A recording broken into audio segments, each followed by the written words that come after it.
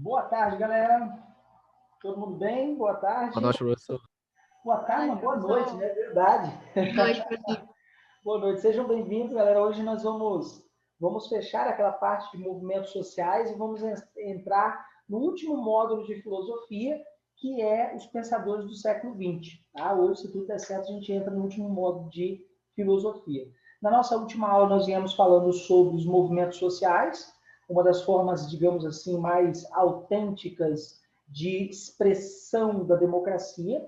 Nas palavras de Anton Giddens, né, importante sociólogo britânico, os movimentos sociais, eles são a alma da democracia, eles são a expressão da cidadania, são o termômetro da democracia, né? E aí, na nossa última aula, nós paramos falando sobre os movimentos sociais no Brasil. Falamos do movimento negro, falamos um pouco sobre o movimento LGBT, e agora vamos falar um pouquinho sobre o movimento indígena, tá? E aí a gente fecha essa aula redondinha para a gente ir para a nossa aula de filosofia de hoje, tá? Deixa eu só projetar de novo o slide aqui para vocês.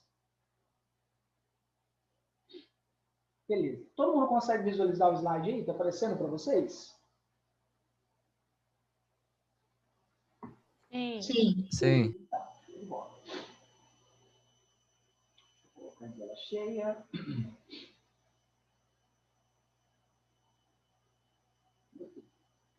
Aí, legal, galera. Beleza. Então, pessoal, quando a gente fala em movimento indígena, tá? Que o movimento indígena sempre é um movimento reivindicatório.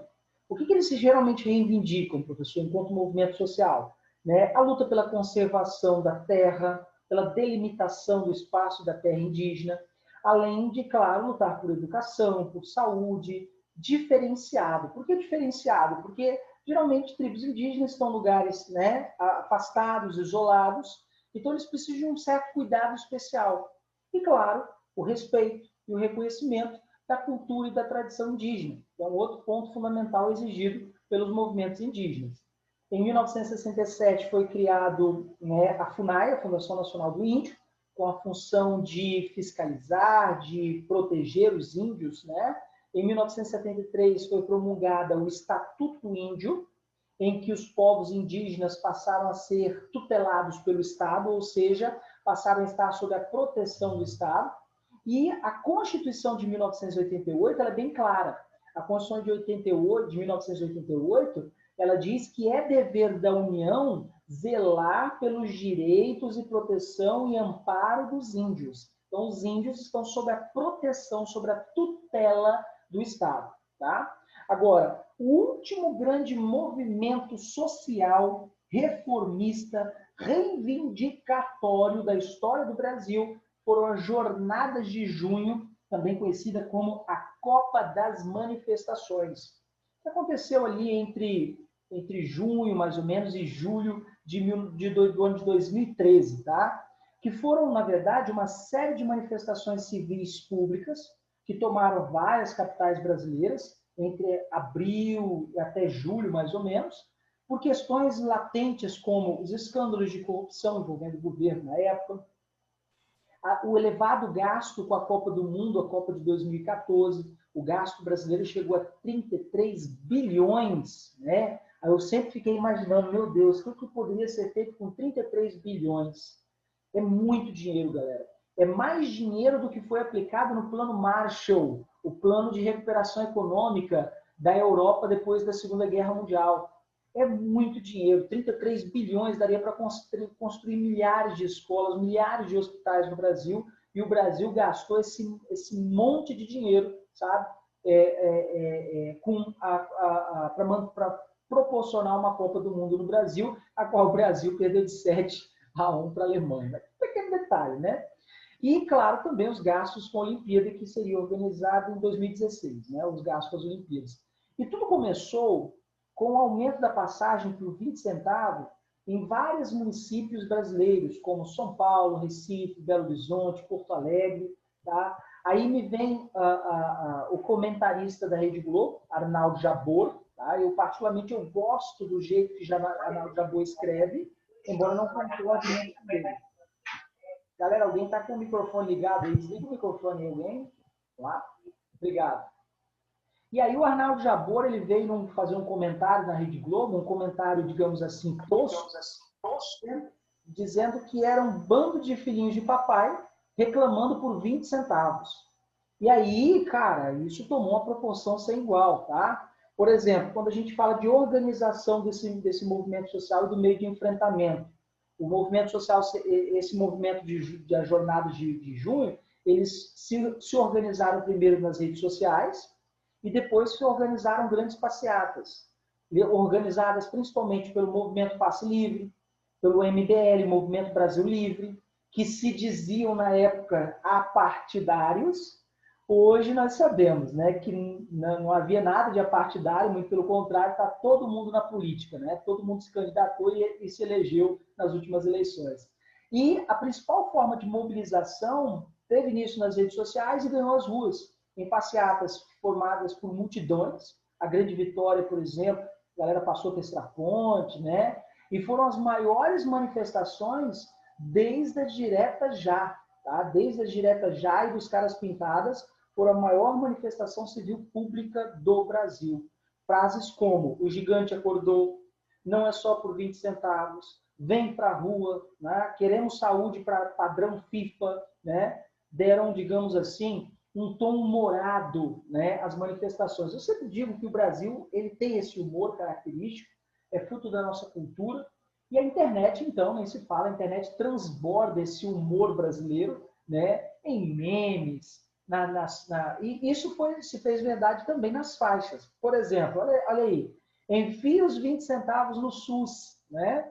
Fazendo referência ao aumento da passagem, né? Olha essa outra aí. Em 2014, vote em Alibaba, ele só tem 40 ladrões. Porque na Câmara dos Deputados, vocês sabem, tem 513 deputados, né? Alibaba só tem 40 ladrões, né? Deseja formatar o Brasil? Olha que criatividade do brasileiro, né? Quando seu filho ficar doente, leve ele a um estádio. Porque na época, eu lembro como se fosse hoje, o Ronaldinho Fenômeno foi dar uma entrevista e disse que não se fazia Copa do Mundo com hospitais. E realmente, não se faz Copa do Mundo com hospitais. E nem se cura pessoas em um estádio, né? Esse é um fato, né? E aí o Ronaldinho, né, foi massacrado na época por essa fala idiota, né?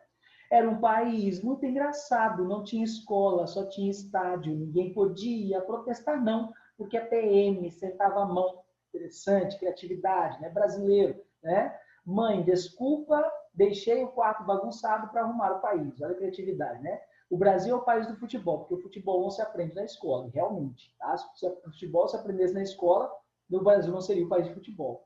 Desculpa o transtorno, foi a Copa que pariu. E realmente, muito interessante essa faixa aí, essa frase, porque foi o descontentamento com os altos gastos, com os estádios padrões FIFA, que fez com que o povo brasileiro ficasse muito descontente na época. Dilma, finge que sou a Copa e investe em mim. Legal, né? Japão, eu troco o nosso futebol pela sua educação. Cara, essa frase é massa. Não sei se vocês lembram, mas os japoneses, os torcedores japoneses, no estádio de futebol, quando acabava a partida, eles deram uma aula de civilidade, uma aula de humanidade. Eles iam lá e pegavam lixo e ensacavam lixo. Enquanto os brasileiros largavam tudo para trás, quebrado, sujo, os japoneses davam uma aula de civilidade para nós, né? Brasil, vamos acordar, professor vale mais do que Neymar, né? Com certeza, eu amo essa garota, né? Igualité, liberté, fraternité, vinagre, né? O vinagre aí faz referência ao vinagre que era usado para conter as bombas de gás lacrimogêneo. E igualité, liberté, fraternité, os lemas da Revolução Francesa, né? Spray de pimenta e baiana tempero, massa, né? É uma vergonha, passagem mais cara do que maconha, né? Aí o maconheiro é detectado no meio da manifestação, né? Odeio bala de borracha, joga um tic-tac. Odeio uma bala de borracha, joga uma house, né? Sou professor e não tenho dinheiro para ir ao estádio. Eu sempre brinco, porque, gente, ser professor não tem dinheiro para nada, né? Essa menina não tem dinheiro para ir no estádio, mas realmente ela é professora e não tem dinheiro para nada. Não queremos um Brasil seleção, queremos um Brasil nação, né? Professor, te desejo um salário de um deputado e um prestígio de um jogador de futebol. O movimento é sexy, né? Sexo é amor, sacanagem é 2,95. Sexo para quê? Se o governo, é melhor não falar essa parte, vamos censurar essa parte, né? Que se é para poder com a minha vida, eu quero Bolsa Motel, né? Então, aí eu trouxe para vocês algumas imagens icônicas das manifestações de 2013. que trazem essa pegada de humor do povo brasileiro, ao mesmo tempo com a crítica social. Por exemplo, por que não uma redação, por exemplo, com humor na crítica social do povo brasileiro durante as últimas manifestações? Ou o humor do brasileiro nas redes sociais e a crítica social. Olha que tema interessante para uma boa redação, né? E as jornadas de 2013 estiveram aí com esse humor ácido, né? Tudo bem, pessoal? Alguma pergunta, alguma dúvida?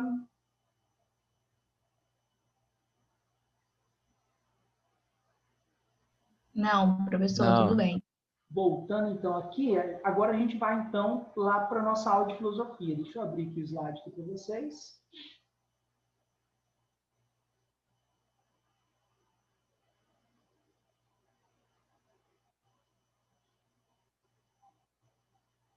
Que são os pensadores do século XX.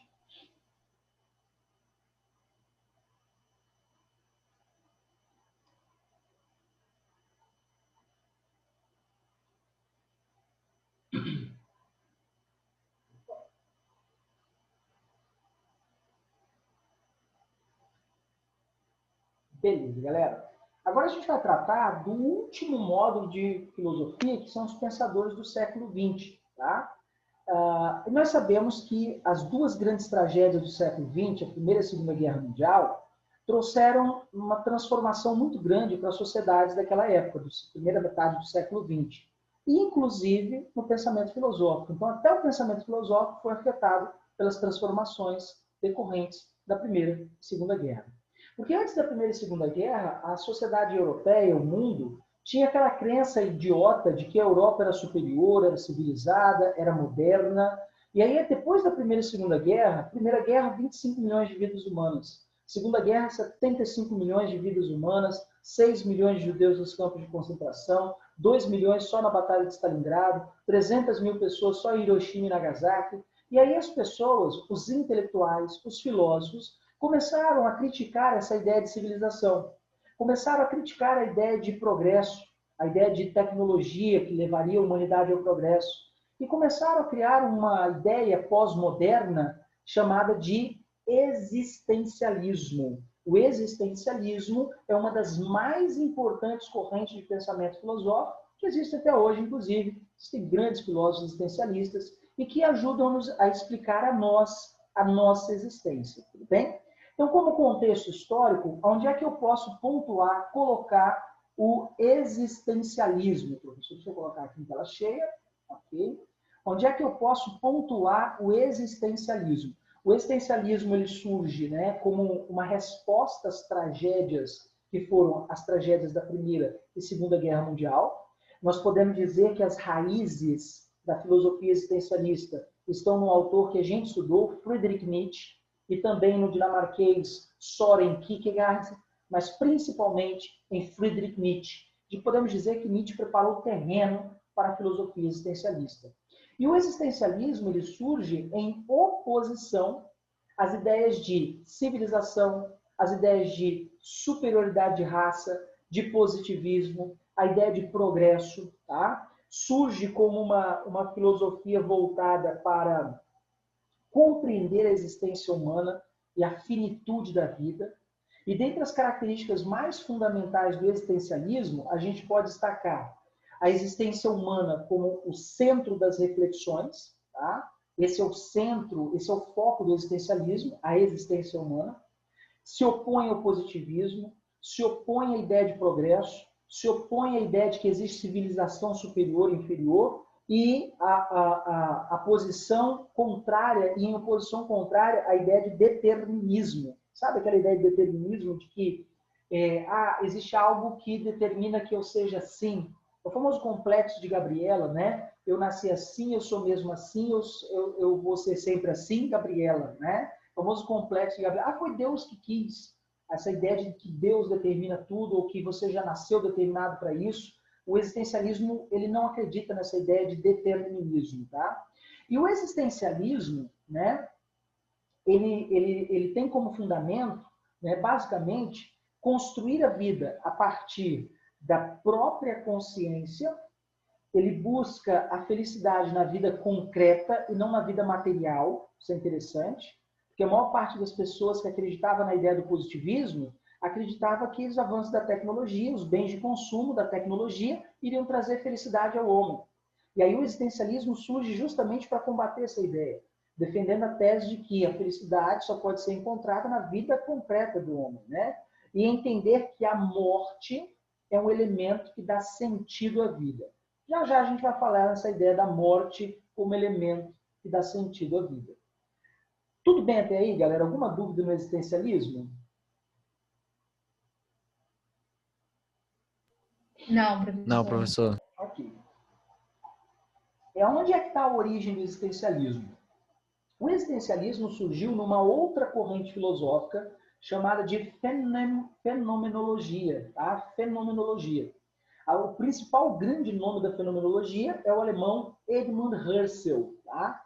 E o que Husserl se propôs a estudar? Tudo aquilo que se apresenta para nós como um fenômeno. Professor, o que é um fenômeno? Né?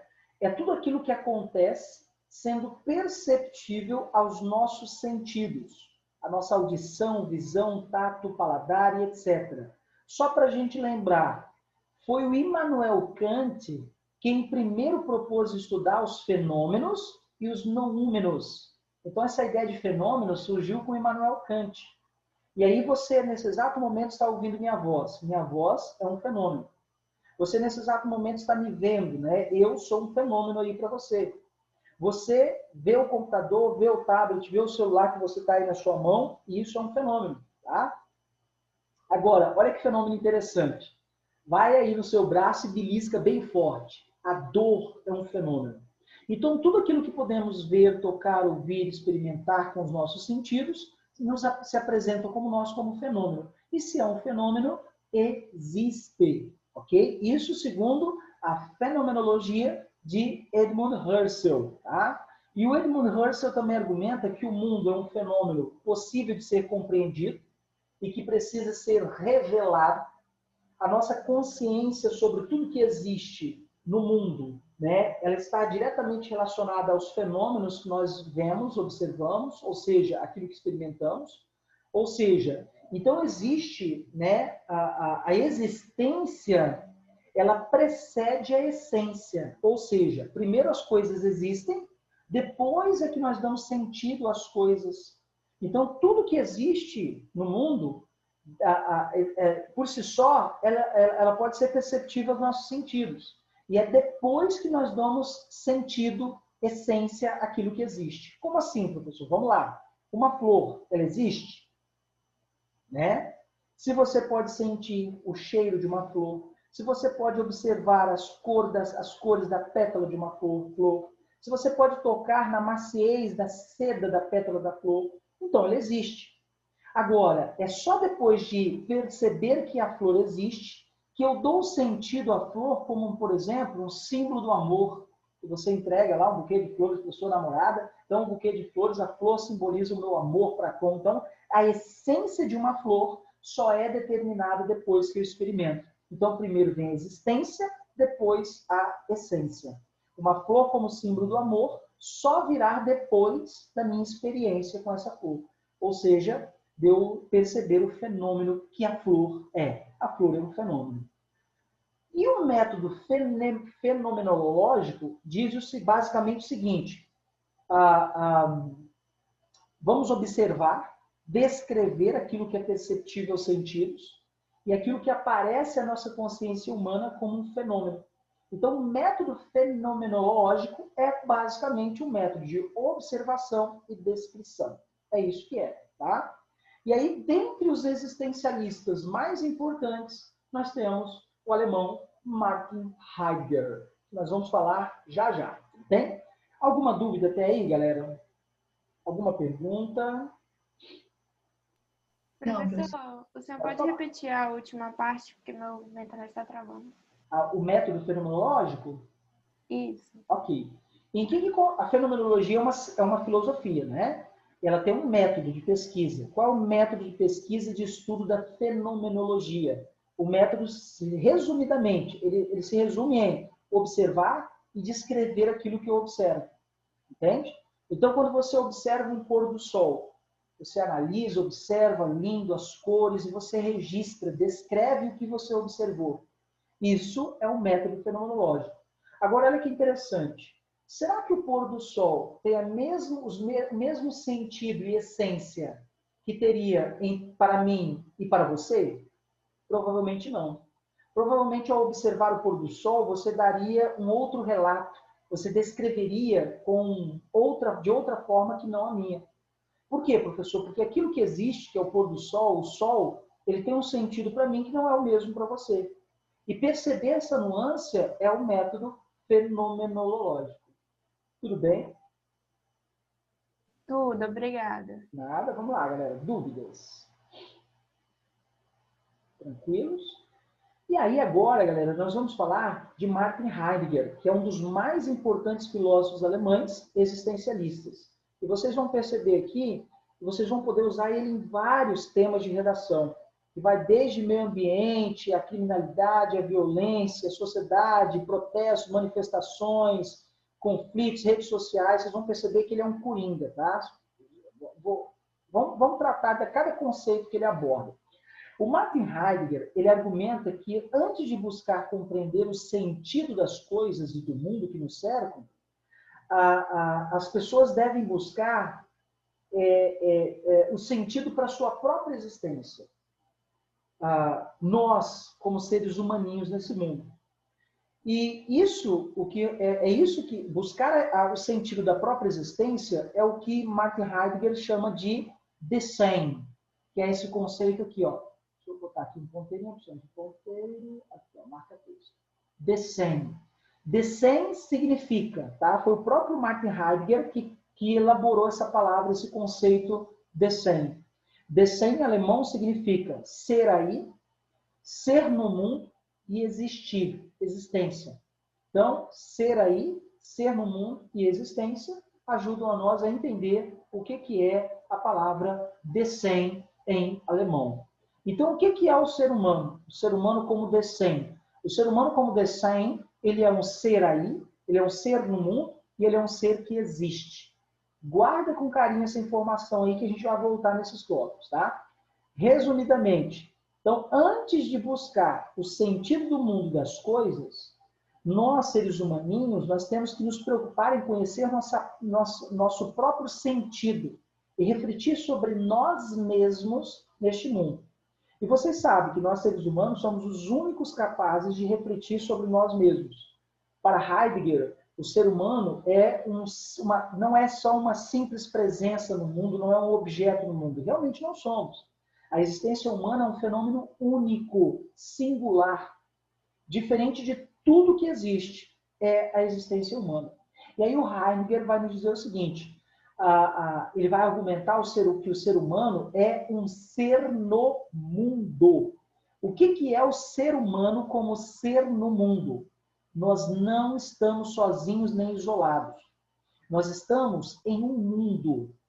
E enquanto ser nesse mundo que somos, né, nós, seres humaninhos, possuímos necessidades, que vão desde necessidades fisiológicas, como beber, comer, né, tomar um banho, né, a necessidades supérfluas, como vestir uma boa roupa, comer uma boa carne, e etc, etc. E aí, o que Heidegger nos diz? Que esse mundo que existe, que nós vivemos, nós que somos seres que vivemos nesse mundo, nós podemos usar esse mundo como uma ferramenta para que nós possamos nos construir, para que nós possamos, o que ele chama de nos tornar transcendência existencial. Então, o que o mundo nos oferece? Nossa, 1 milhão de possibilidades. O mundo é uma ferramenta que possibilita a mim e a vocês a nos construirmos, que possibilita a nossa transcendência existencial. Ou seja, nós não somos só mais um animal, mais uma espécie de animal deste planeta. Nós somos a espécie de animal neste planeta. Nós somos o ser neste mundo, ok? Ou seja, nós somos especiais, nós somos diferentes. E o que nos torna tão especiais e tão diferentes, professor? A capacidade de usar esse mundo para nos transformar. Vou dar um exemplo bem irrisório. Observando o bater das asas de um pássaro deste mundo, O homem aprendeu, por exemplo, e projetou um avião. Observando, por exemplo, como que um golfinho, né, nada, o homem projetou um submarino. Observando, por exemplo, as estações do ano, o ser humano pôde prever fases da lua, pôde prever enchentes, inundações, quando poderia plantar e quando deveria colher. Então, o mundo em que vivemos, já que somos um ser no mundo, é uma grande ferramenta para que nós, seres humanos, nos construímos e para que nós nos tornamos sujeitos de transcendência. E aí se cai, por exemplo, para você aí, né, um tema como meio ambiente. Olha isso que barato, né? A nossa responsabilidade enquanto ser no mundo com o meio natural, com o meio ambiente. Você pode, não só pode, como deve citar Martin Heidegger. Martin Heidegger, importante filósofo alemão, destaca que o ser humano é um ser no mundo e que depende desse mundo para existir, que depende da natureza, dos recursos naturais, depende da água, depende dos lagos, oceanos, depende das florestas. Sem esse mundo nós não existimos. E que nós devemos aprender com o mundo para nos tornarmos transcendência existencial. Ó, é de causar arrupio no corretor do outro lado, galera, né? Tudo bem até aí, galera? Vamos lá, dúvidas?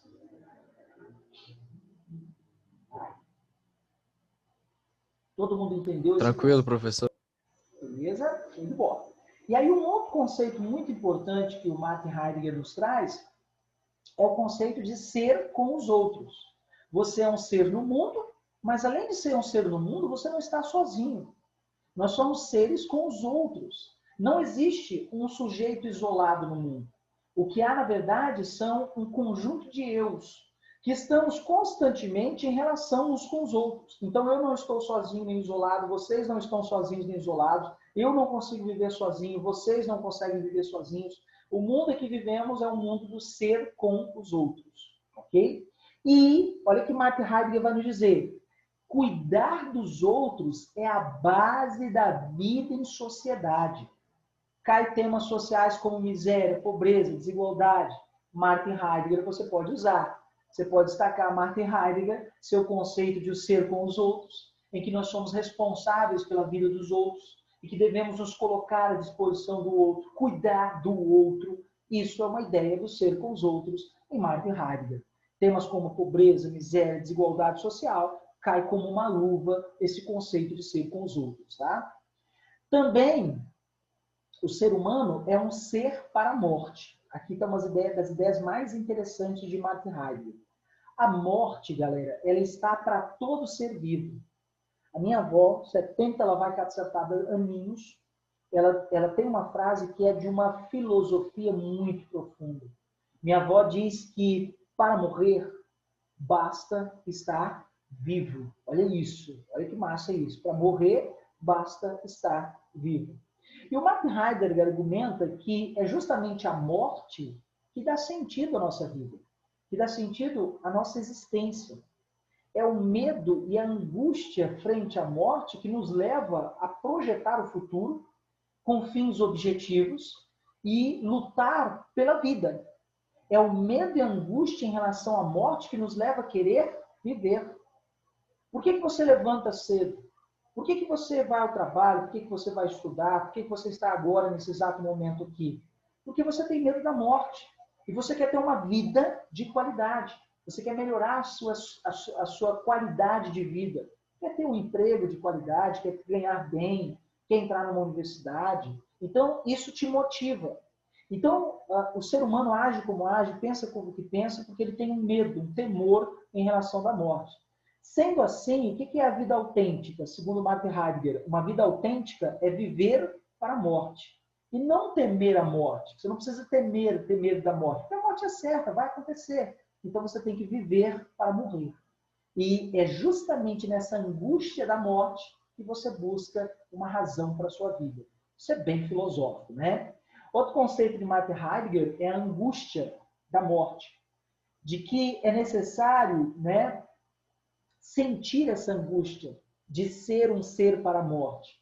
Precisamos aceitar a finitude da vida. Não devemos temer a angústia da morte. Pelo contrário, devemos sentir a angústia. Pois é justamente a angústia da morte que nos leva a querer viver, ok? E o Heidegger aponta o que é viver uma vida autêntica e o que é viver uma vida inautêntica. Isso aqui também é muito legal para você usar em uma redação, tá? O que é uma vida inautêntica e o que é uma vida autêntica, tá? Uma vida inautêntica, enquanto ser com os outros que somos, é estar juntos e estabelecer relações de submissão. Submeter o outro à autoridade, submeter o outro ao meu poder jurídico, poder econômico, poder status social. Isso é uma vida inautêntica. É aquele famoso momento que você dá uma carteirada em alguém e você fala, você sabe com quem você está falando? Que você se acha superior a alguém, sabe? Esse momento é um momento de uma vida inautêntica, tá? Agora, o que é uma vida autêntica enquanto ser com os outros que somos? É o momento que a gente coexiste, uns ajudando os outros a conquistarem a sua liberdade. Quando é que a vida é autêntica de fato? Quando você se importa com o outro. Eu tenho muitos alunos que vão fazer medicina. Sabe, um cursinho de grande porte da Grande Vitória, e que eles não amam medicina. Eles vão fazer medicina porque medicina dá dinheiro e porque medicina é um status social. E eu sempre bato nessa tecla com eles. Gente, muito além de um jaleco e um estetoscópio, sejam seres humanos. Porque a pessoa que vai vir te buscar a sua ajuda enquanto médico, é uma pessoa que está sofrendo com alguma dor, é uma pessoa que está sofrendo com alguma patologia. E o mínimo que você pode ter de relação com esse indivíduo, como uma vida autêntica, que é uma vida de coexistir, é se importar com o outro. É se colocar no lugar do outro. É você dar um bom dia enquanto ser humano que você é, antes de médico. É você perguntar o nome do paciente antes de perguntar a doença que ele tem. Isso é necessário, isso é uma questão de humanidade. É isso que faz da nossa vida uma vida verdadeiramente autêntica enquanto ser com os outros. O que é uma vida inautêntica enquanto ser para a morte? É quando você tem medo da morte. É quando a sua vida, é uma vida de dejeção. O que é uma vida de dejeção? A palavra dejeção significa merda. É quando você tem uma vida de merda. A vida de merda é quando você vive uma vida que você não ama fazer o que você faz. É uma vida que você se preocupa mais com bens materiais. É uma vida que você encontra sentido e felicidade numa festa. Acabou a festa, você está para baixo, borocochô, você está triste. É uma vida que você busca refúgio em um carro, busca refúgio em um relógio, um celular. Isso é uma vida de dejeção, uma vida inautêntica. Aquela vida que você faz o que não ama fazer, que você trabalha naquilo que odeia, se contenta com a vida do jeito que ela é. É uma vida de dejeção, uma vida de merda. Já o que é uma vida autêntica enquanto ser para a morte que você é e eu sou? É aceitar ser um ser para a morte. É aceitar a morte, é viver a vida com liberdade. Isso é uma vida, segundo Martin Heidegger, é uma vida de transcendência. É ter consciência de que tudo pode acabar de maneira inesperada, rápida. Todos vamos morrer. Quando, onde, pouco importa, mas vamos morrer. Todos vamos morrer. Aceitar isso é libertador, ok? E aí, o que é uma vida de liberdade, uma vida autêntica? É quando você luta com todas as forças por aquilo que você ama fazer. É medicina? É difícil? Claro que é difícil. Mas se é isso que você ama, abraça. Ah, não passou da primeira vez? Tenta de novo. Não passou da segunda vez? Tenta mais uma vez. Porque se for aquilo que você ama fazer, você terá uma vida autêntica, será único, singular e viverá a sua vida de uma maneira esplendorosa e feliz. Isso é a vida de liberdade. Isso é uma vida autêntica. Agora, o que acontece com as pessoas? Tentam um curso, medicina, direito, não passou, vou desistir, não dá não, eu não consigo não. As pessoas desistem. Essa é uma vida de merda, de dejeção, é uma vida vergonhosa para esse ser humano. Tá? O que é uma vida autêntica, segundo Martin Heidegger? É temer a angústia, é não ter medo da morte. Já temer a morte, né? Já uma vida autêntica é sentir a angústia e encarar a morte como um fato. E a angústia é uma atitude de vida. Olha que interessante isso. Ao se angustiar frente à morte, você está mostrando que você está vivo. É aquilo que dá sentido à nossa vida, é justamente a morte. Você faz o que faz, age como age, pensa o que pensa, porque você quer viver, quer dar um sentido para a sua vida. E angústia, sentir a angústia da morte e não temer a morte é uma vida autêntica, segundo Martin Heidegger.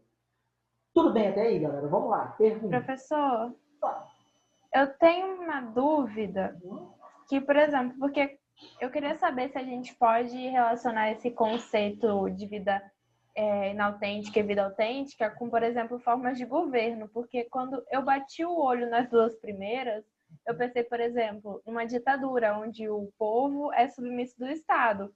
E na vida autêntica, eu lembrei de uma democracia. A gente pode estar relacionando ou não? Com certeza, não só pode, como deve. Ditaduras, regimes autoritários, totalitários, né, que perseguem, censuram, oprimem, né, antidemocráticos, é uma vida inautêntica. E pior ainda, as pessoas que aceitam esse tipo de vida, que são pessoas que têm uma vida de dejeção, uma vida de merda. Agora, o que é uma vida autêntica? É aquela vida que você tem liberdade de expressão, é aquela vida que você participa das tomadas de decisões de um país. Isso é uma vida autêntica. Então, perfeitamente, você pode fazer uma correlação e cai como uma luva. Né? Tudo bem, galera? Tudo. Beleza? Alguma pergunta? Vamos lá. Dúvidas? Beleza? Podemos continuar? Quer dizer, Pode. a gente tem 10 minutos ainda, dá tempo. Então, vamos lá. Outro importante filósofo do existencialismo é o francês Jean-Paul Sartre, que é esse que vocês estão vendo aí. Ó, tá? O Jean-Paul Sartre, ele defende o que ficou conhecido como existencialismo ateu. Ele era ateu. Tá? E declara basicamente que Deus não existe. E que nós não somos determinados por nenhuma força sobrenatural, não existe nenhum ser onipotente, onipresente, onisciente que controle as nossas vidas, porque nós somos basicamente só nós nesse mundo. E a existência precede a essência. É isso que o Jean-Paul Sartre destaca. E o Sartre nos diz que o ser humano é um ser de liberdade de escolhas. E que essa mesma liberdade, essa mesma escolha gera angústias. Olha isso. Ser livre para escolher é angustiante. Eu acredito que vocês estejam vivendo esse momento de angústia nesse exato momento, porque vocês vão precisar fazer uma escolha. Vocês vão precisar escolher o curso que vocês vão cursar e vão determinar a sua vida, o seu futuro. E esse momento de escolher um curso é angustiante. É angustiante você ter que escolher entre, né, 2 pratos que você ama, pizza, sei lá, né, e batata frita. Poxa, eu tenho que escolher mesmo, eu queria os 2, mas você tem que escolher. Então gera angústia. E isso é perfeitamente normal, isso é da natureza humana. E isso é por quê? Porque nós somos livres para escolher. Então, o ser humano, segundo Jean-Paul Sartre, ele é um ser de liberdade e de escolhas. E que essa mesma liberdade e escolhas gera o tempo todo em nós angústias. E aí o Sartre nos diz, olha, o ser humano é o único que tem consciência de sua existência. Ok? Nenhum objeto, nenhum outro ser vivo tem consciência de que existe. Uma pedra não tem consciência de que é uma pedra. Uma flor não tem consciência de que é uma flor. Só nós temos consciência de nós mesmos. E isso faz de nós, seres humaninhos, seres especiais, diferentes, únicos nesse mundo. Sendo assim, o que o Jean-Paul Sartre nos diz? Ele nos traz alguns conceitos muito interessantes, como, por exemplo, o ser em si. O que é o ser em si? Sartre argumenta que a consciência humana é sempre a consciência de alguma coisa que está inserido no mundo. O ser humano é o único capaz de ter consciência das coisas e é aquilo que é. Entende isso? Por exemplo, uma flor não sabe que é uma flor. Uma flor não entende nada de sua beleza. Uma pedra nada sabe sobre a sua massa, sobre o seu peso. Um cão, por exemplo, um cachorrinho, não entende sobre ser um cão. Ele apenas age como age por instinto. Agora, nós, seres humanos, não. Nós, seres humanos, somos seres em si. Corpo, matéria e também, né, consciência. Só nós, seres humanos, temos consciência do que somos e do que podemos ser. E aí, quando temos aqueles filmes de ficção científica, de que máquinas e robôs vão tomar o mundo, isso é impossível. Porque por mais que você projete máquinas e robôs autônomos, eles não têm consciência do que é certo ou errado, eles não têm consciência de que ele é uma máquina, um robô. E por quê? Porque consciência, ela não passa por projeção, é impossível, pelo menos hoje, é impossível projetar consciência. Ninguém existe, não há nenhuma máquina, nenhum software, nenhum programa de computador que tenha consciência em si. Só nós, seres humaninhos, temos. Isso é muito legal, né? Então, essa ideia de que o exterminador do futuro, de que as máquinas vão tomar o mundo, isso é uma balela, tá? Nunca vai existir isso. E o ser humano também é um ser para si. Por que ele é um ser para si, segundo Jean Paul Sartre? Porque ele tem consciência de que existe. Existe para si mesmo, né? E você é o único que tem consciência de si mesmo. E tudo aquilo que existe para si mesmo. Exemplo, a flor só existe para mim. Ela não existe para ela mesma. Uma pedra só existe para mim. Uma pedra não existe para ela mesma. Mas a condição de existência de uma flor, por exemplo, uma abelha, a abelha vai lá, pousa na flor, tira o néctar daquela flor e vai transformar aquele néctar em um mel. A existência daquela flor para uma abelha não é a mesma existência que eu, ser humaninho, dou para aquela flor. Então, nós somos um ser a qual tudo que existe em nossa volta toma consciência de existência a partir de nós, e nós somos seres para si mesmo, ou seja, para nós mesmos. Tudo bem até aí, galera? Alguma dúvida? Professor, eu não entendi esse segundo tópico direito. O ser para si, né? Claro, isso. Vamos lá. O ser para si, é isso? Isso. E beleza, então. O que é o ser para si? Essa ideia diz respeito à consciência. Só nós temos consciência do que somos e do mundo que está em nossa volta. Nenhum outro ser vivo tem essa consciência. O que é ter consciência, professor? É saber o que você é, quem você é, onde você está, sabe? A sua importância, o que é certo ou errado. Isso é ter consciência. Os animais, eles não têm consciência. Eles não têm consciência, por exemplo, do que é certo ou errado, do que existe e não existe. Por que eles não têm, professor? Porque eles não são seres como nós. Nós somos especiais. O próprio Jean Paul Sartre destaca isso. Então, o ser humano é um ser que está no mundo e é o ser humano que é o único capaz de ter consciência de si mesmo. Então, uma pedra, por exemplo, não tem consciência de que existe como uma pedra. Uma pedra não fala para quer dizer, não tem nem boca para falar, mas uma pedra não tem consciência para pensar e falar, caramba, eu sou uma pedra bem dura. Nossa, eu sou uma pedra, que massa que eu tenho, né? A minha massa, meu peso é fantástico. Uma flor, nossa, como eu sou bela. A flor não fala, a flor não tem ideia de que ela é uma flor não tem ideia de beleza, sabe nem o que é ser belo. Por quê? Porque só nós temos consciência do que é beleza, do que é ser belo, de uma flor, de uma pedra, de uma massa, de volume, ou seja, nós somos seres para si, para nós mesmos, para si mesmos. Nós temos consciência de si mesmo. Tudo bem? Tudo bem, professor, obrigada. E isso nos torna especiais, porque nenhum outro ser vivo tem isso que temos. Consciência de si mesmo, tá? Beleza, galera? E aí, outro conceito muito interessante do Jean Paul Sartre é o conceito da náusea. Tá? Segundo Sartre, a náusea consiste na constatação do absurdo que é a existência humana. Como assim, professor? A minha e a sua existência é uma pura gratuidade do absurdo. Não existe nenhum criador, não existe ninguém que determinou que você viesse aí. Foi pura e simplesmente o fruto de uma relação sexual e por um mero acaso, pronto, você está aqui no mundo. Isso por que Jean Paul Sartre pensa dessa maneira? Porque ele é um ateu, você sabe disso, né? Por isso o existencialismo dele é chamado de existencialismo ateu. Então não existe um criador, não existe um ser onipotente, onipresente, onisciente que controla a sua vida, não existe nada disso. É você e o mundo, ponto final. E uma vez lançado nesse mundo, eu e vocês, nós somos responsáveis pelas nossas ações.